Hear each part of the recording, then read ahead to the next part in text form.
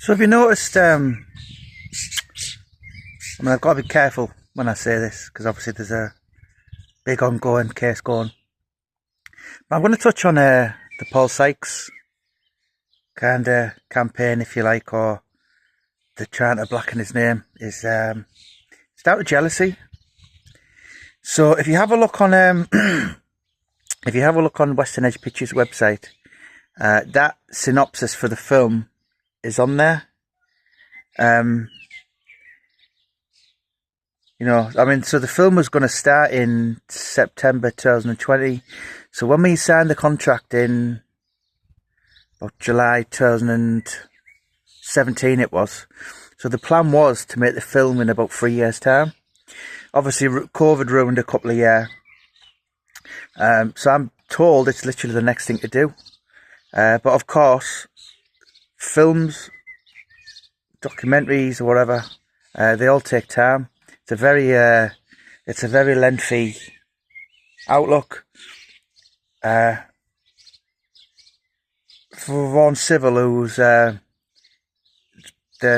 director of Western Edge Pictures, said to War Cry Publishing a couple of years. He said, regarding the films, this is nothing. It is such a long time.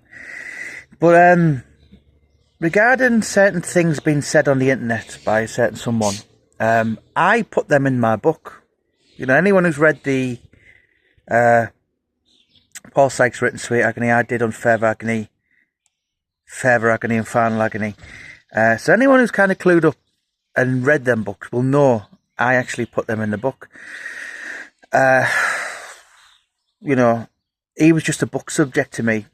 Didn't mean anything. Never met him. I'd never even heard of him till over 5 years after he died. So he was just a book subject. Doesn't mean anything to me whatsoever. I will admit I was absolutely, I wouldn't say fascinated, obsessed with him. I was obsessed, and that's what alone got me writing books in the first place. Nick Manners' books 23, Junior Witter's 24, Ray Morton's 25, Michael Shower's 26. So they're not released yet. So I'm writing book 27 at the minute, Mickey Duff. But if I'd have never have discovered that Paul Sykes story, I would never have never written one book. That's the top and bottom of it. I was absolutely obsessed with that documentary and book, so much that I walked into the story after 3 years. I remember talking to a few authors saying, write a book on him, I'll buy it. And I spent 3 years doing that. And then so much so, I just thought, you know what, I'll do it myself. A monkey can do it. Bought a dictaphone, and long story short, walked into the documentary, walked into Sweet Agony, met all the characters, and produced 3 best-selling books of my own, which got signed up to be optioned to become a multi-million-pound film, which all the researchers is going to come. So the film script is coming from my books. The four Agony books, but saying that, the film starts from 1989, September the 11th, when he gets out in prison, Hull prison, when you see it on the document. So that's where the film starts. So the whole script is based on my research. But yeah, it's the same with I did 3 books on Lee Duffy, and I did 2 documentaries. And Lee Duffy and Paul Sykes only ever met twice.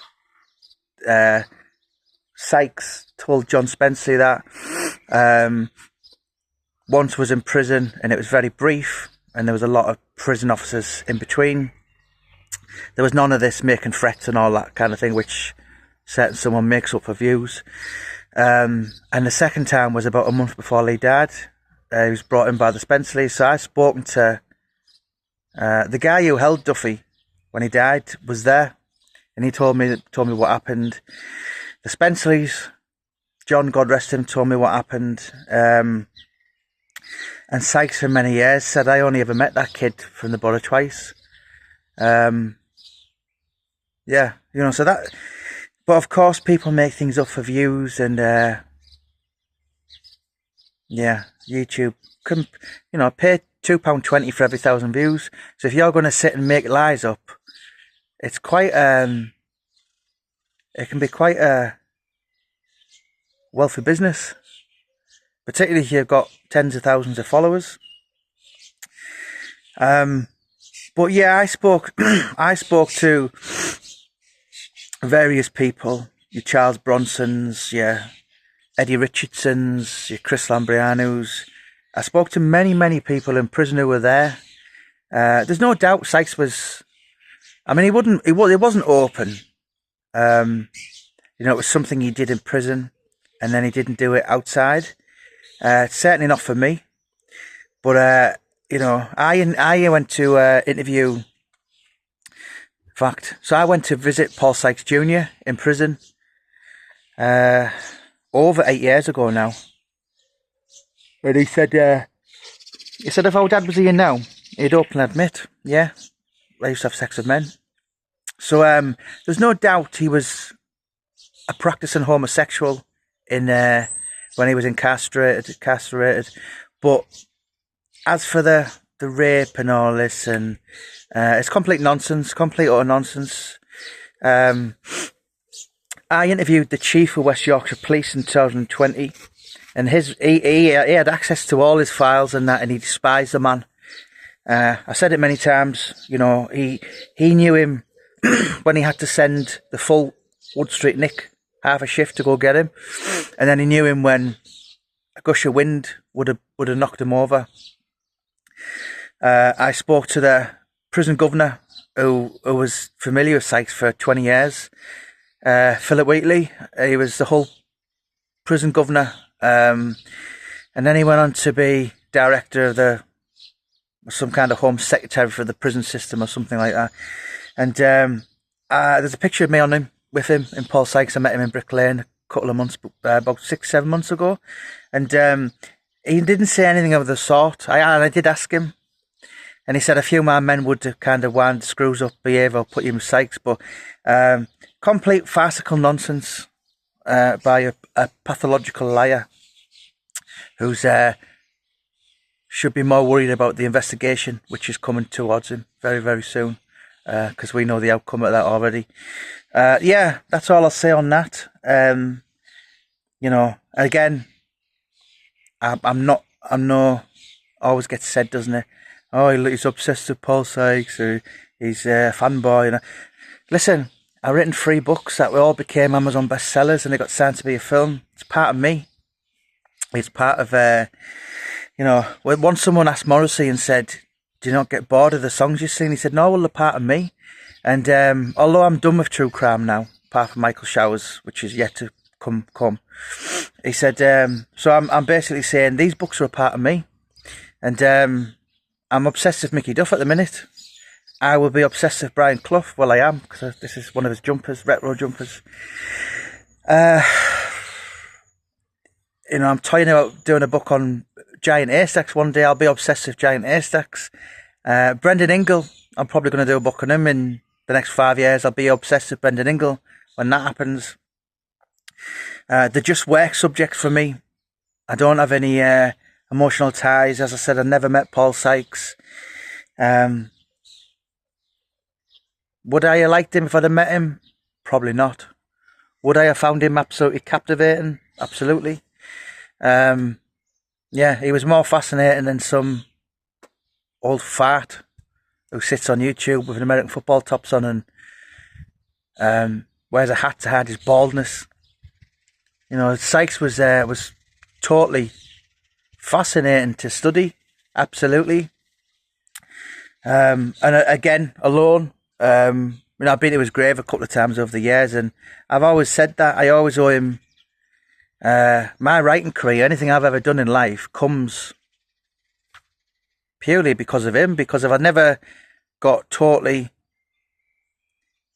captivated with his story, I would never be on to write books.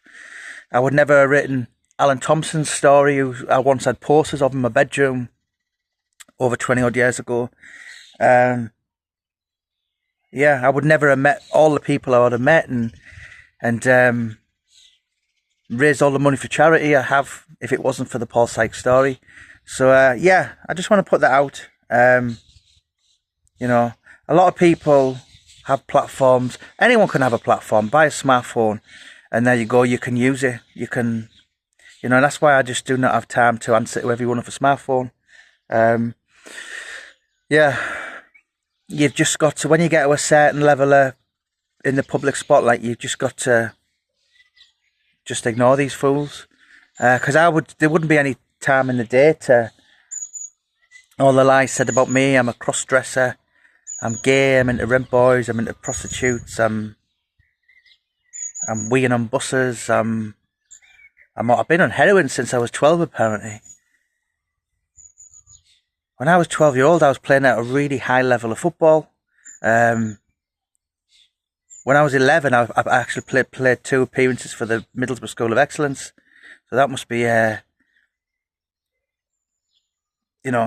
that. I was boxing when I was like 15, 16. I never took heroin in my entire life, but these are the lies made up, which you've just got to not even totally oblivious to most of them. But yeah, it's desperate. It's like a child just sat making stories up. This is a 60-year-old man.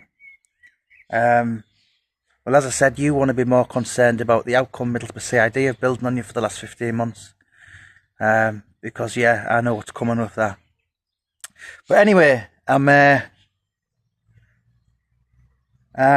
interviewed, so I did this last week. I've interviewed timekeepers from the British Boxing Board of Control. I've interviewed inspectors. I interviewed James Cook, MBE, yesterday. I interviewed Kelly Maloney the day before. So I do get to speak to various people, and you're always going to get someone. If you don't have any haters, you don't have any success.